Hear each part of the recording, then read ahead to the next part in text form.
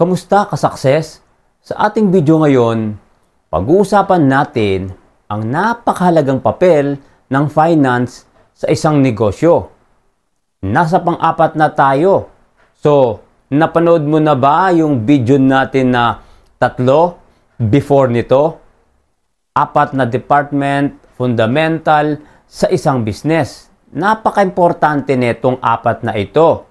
Yung una, operation.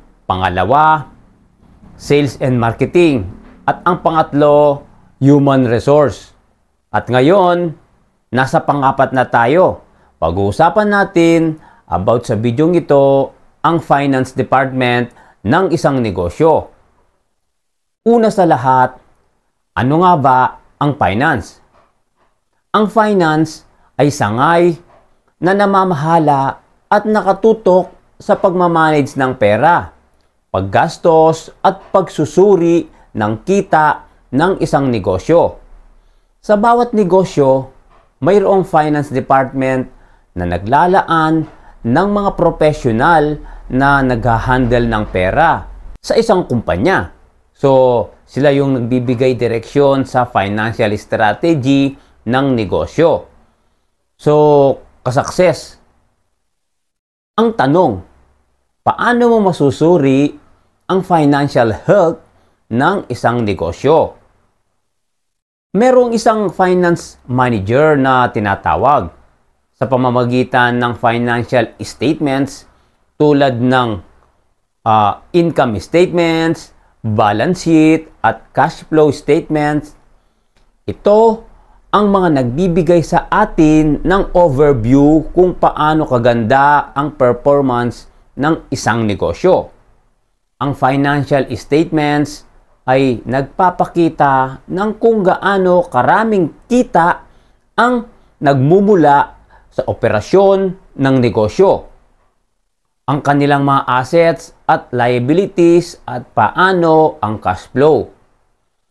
Para sa may-ari ng negosyo ka-success, mahalaga ang pag-unawa ng financial reports para magkaroon ng wastong pagdesisyon sa pagpapatakbo ng negosyo.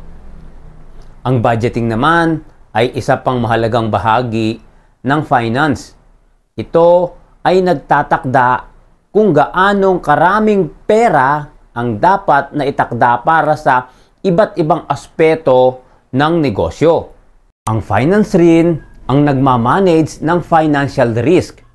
Ito ay naglalaman ng pagsusuri at pagsasanay ng mga paraan upang maibsan ang posibleng hindi kumita o tumubo mula sa mga financial na pagkakamali o mga hindi inaasahang pangyayari.